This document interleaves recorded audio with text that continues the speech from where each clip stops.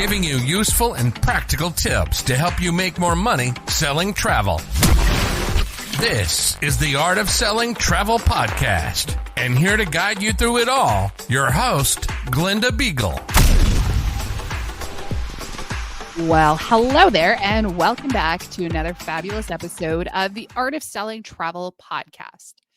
Okay, I am recording this. It's actually going to be a couple weeks before it airs, but I wanted to record it while it was still so completely fresh in my mind, because I know this is something a lot of travel advisors struggle with. And in fact, this is something I struggle with. I think almost anybody in the entrepreneurial space struggles with. And it is about implementing versus consuming. I don't know if you've heard this rumor, but in the travel industry, it turns out there's a lot of content. From product knowledge to sales skills to marketing to the latest trends to the latest this, that, the other. There is so much coming for you, coming at you, being thrown onto you. And then on top of it, we add in the fact that a lot of our conferences mean that we get to travel. Whew, there is so many opportunities to consume knowledge that I think sometimes we spend all of our time on consumption and never any time on implementation. So here's the scoop. I just spent 2 days for 7-8 hours each day, something like that, nonstop, back to back speakers, authors, like New York Times best-selling, has written 30-some books type authors, some of the very, very best in the coaching industry. Because, of course, that's one of the things that I want to build my skills on. I want to get better at helping you to grow your business so I can take my own knowledge, my own been there, done that, but also to how to blend it in with perhaps the things I didn't do as well as I would have liked to. I am always open to learning new methods of being able to communicate better, being able to express my thoughts, but also to create space for all of my clients to express theirs. That's something that I am constantly working on. And as a result, I attend conferences dedicated just to learning how to coach better.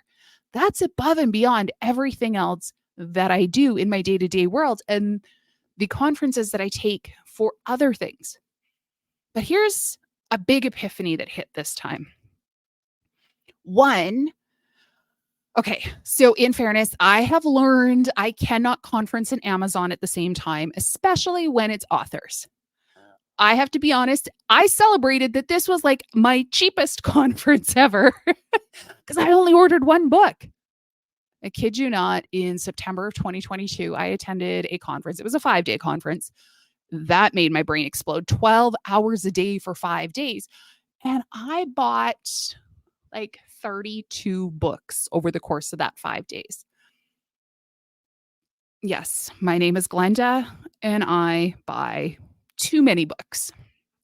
But that's okay. They were all fabulous. I loved them. But here's the thing. We can spend all of our time consuming knowledge, bringing it in, taking copious amounts of notes. But what good are the notes if you don't do anything with them? In fact, after these 2 days, I sat down. I'm like, oh my heavens, I have 25 pages of notes. 25 pages. That is bananas. But here's something that I learned a few years ago, and I want to share with you. So as you go through each section, because it doesn't matter if your conference is half a day or if it's 3 days or a whole week, whatever it is, odds are good every half hour, 45 minutes, an hour, they're going to change up the speaker. Every time while the stage was clearing, while they were putting on a new speaker, I went back through and I highlighted the things that really caught my attention. And actually, I've gotten to the point that I now put a star beside it as like the 1 or 2 truly key things that I took out of that session, whether it was something of a mindset shift, something that was an inspiration, or an action step I wanted to take. The star got really bright if it was an action step I needed to take like now. So at the end of this 2 days, I did that as I was in the moment with that speaker. Don't get me wrong, there might have been 1 or 2 speakers where I just about had a nap, but that's my personality. It takes a lot to keep me going. But with that, out of all of these speakers, I now have some phenomenal things to do. The problem is, and I think this is where so many business owners and travel advisors as well, let's be honest, you own a business. First and foremost, let's get into that.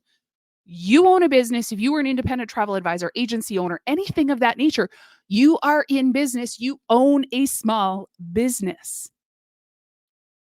I'm really going to chase a squirrel here for a second. Something that they said, because the coaches that were in this conference coached a wild diversity of people, a wild diversity of niches. But a lot of the content was geared towards small business owners. And a lot of it was geared towards even the coaches understanding their own business. And for a lot of coaches, as crazy as it sounds, many of them had never owned a business before. Well, that's common in the travel industry in terms of travel advisors. Many have never owned a business before. And so while I've owned businesses in the past, I've owned a very large, well, not very large, but a good-sized, successful travel agency where I had a team of in-house staff and a team of outside salespeople. We did okay, but they said something that, sometimes you just take for granted. It's sort of like when you're a travel advisor and somebody asks you, well, it's all included. What does that mean? Like, is supper included? Are my drinks included? Are gratuities? Is this included? Is that included? Like, we just have that inside knowledge, that curse of the insider language. Well, the one thing that I wrote down that I was like, yes, they said, did you know the average small business takes 2 to 3 years to be profitable? And that's when they're careful in how they spend their money. Now, we're going to have an upcoming episode about this whole conversation because I think there's a lot of gold within that. Because there's a lot of host agencies that are like, you're going to make crazy amounts of money and you're going to get clients right away. You're going to... A small business owner takes 2 to 3 years of bootstrapping to get to being profitable. And travel advisors are frustrated and upset when at the end of a year, they're not. When you look at it from the perspective of being a small business owner, it's going to take 2 to 3 years. Okay, back to where I was. See, that's how it can happen too with a conference. You can get all of these shiny objects and they're going to send you in 1,000 different directions. But does that actually help you? Or does that just add to the overwhelm and the confusion and everything else that's going on? I think it adds to it. And what happens when we get overwhelmed? We throw our hands up in the air and say, well, I don't have time for this. I would love to market, but I don't have time. I would love to take that training, but I don't have time. Well, this isn't going to work. That's not going to work. I tried it for a week. It didn't work. Instead, the next time you go to a conference, mark down the most important elements, nuggets, things that you want to do. Maybe it's a piece of content, like something you heard from a supplier that you're like, I had no idea. That's super fascinating. Write an S in the margins that says social. So you're going to use that as a social content later. Put a star beside something that you're going to start doing this year.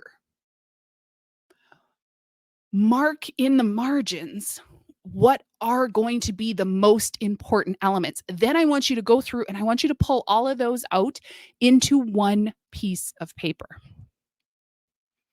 And then from there, you need to make a choice. Because we can never implement everything. I have 25 pages of notes. It is impossible to implement it all. But I have something I'm going to implement this week. Something I will implement this month, this quarter, and this year. And then for good measure, I have a fifth one that when I get white space in my calendar, that fifth one is going to come in. I keep all the notes that I take from conferences. They go into coil ring scribblers, and that's where they sit, because you never know when you're going to hit a point and be like, hey, I remember attending a conference. I can't tell you the nuggets that come out of it later. For years, when I sold travel full time and I owned my own agency, I remember never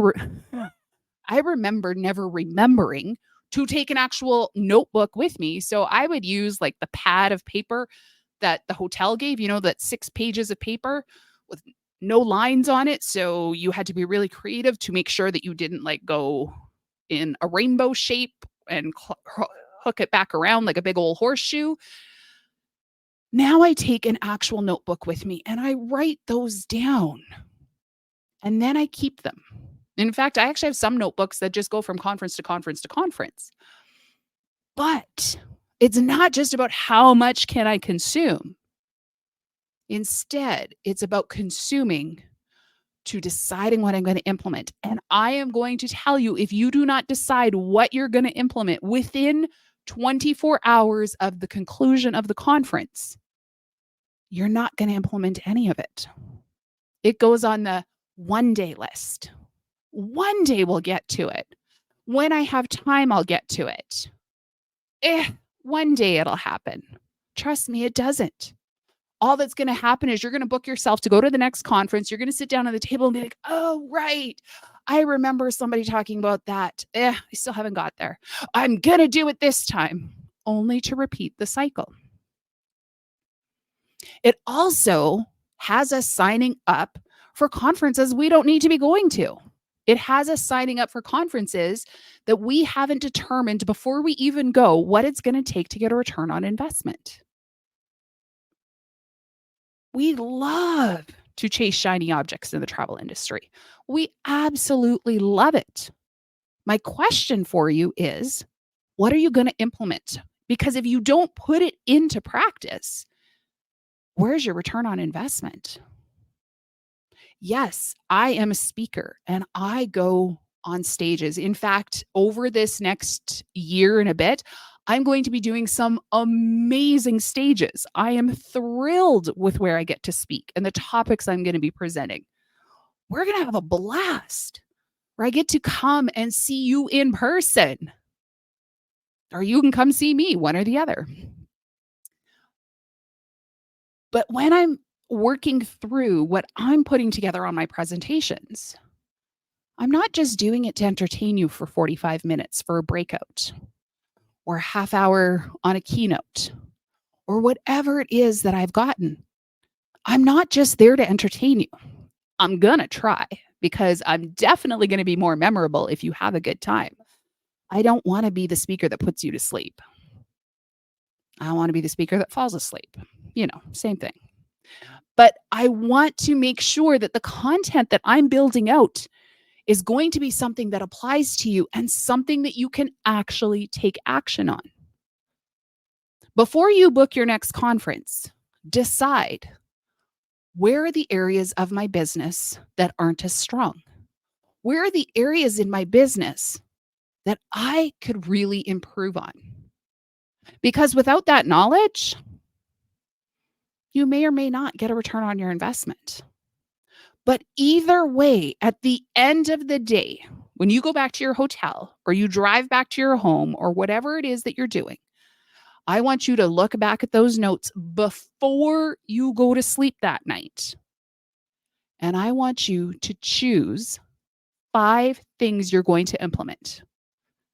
I'll give you 48 hours in which to decide which one's this week, which one's this month. But I really and truly want you to know, what are the 5 things? What were the 5 biggest takeaways of your time spent at that conference, spent on a webinar? If you don't come away from a webinar with that, with items to implement, even if it's just social content, if you're attending a supplier webinar for product knowledge, you should still come away with something that you could then turn into marketing material or into something that's going to help you to close a sale. Or better yet, when you're listening to a supplier that you're maybe not as familiar with, I want you to think through your current client list and decide which of your clients this product might possibly be an option for. And then listen through the lens of that client, because you might pick up something different. Your time is by far and away your most valuable resource. A constant spray and pray of trying to figure out what's going to happen is not going to build your business. Marketing endlessly and only trying this for a week and that for a week is not going to build your business. Marketing without having sales skills is not going to build your business. Consuming endlessly is not going to build your business. What are you going to implement and when? If you need help trying to figure out what you're going to implement in your business, head on over to our Facebook group. I'm going to link it up in the show notes, or send me an email and I'd be happy to hop on a short, quick call with you and we can chat about where you need to go in your business. What is the current status? What do you need help with? And then we can help you build out a plan from there. Perhaps it's in group coaching. Perhaps it's in one-to-one coaching. Perhaps it's a part of a mastermind that we're going to be putting together going forward. Whatever it is, just send me an email and we'll have a conversation. Until next time, implement something from the last conference you attended, and happy selling.